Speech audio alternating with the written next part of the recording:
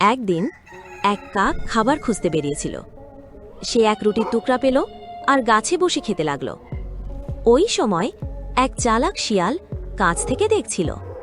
সে মনে মনে বলল, এই রুটি আমি চাই, কিন্তু সরাসরি চুরি করলে ধরিয়ে দেব, বুদ্ধি খাটাতে হবে। শিয়াল গাছের নিচে গিয়ে কাককে বলল, কাক ভাই, তোমার গলা অনেক মিষ্টি, একটু গান শোনাও না। কাক খুশি হয়ে বলল, তুমি আমার গান শুনতে চাও? আমি গান গাই। সে জোরে জোরে গান গাইতে শুরু করল। গান গাইতে গাইতে তার মুখ খুলে গেল। সেই সুযোগে রুটির টুকরো তার মুখ থেকে পড়ে গাছের নিচে। শিয়াল দ্রুত রুটির টুকরো নিয়ে পালিয়ে গেল।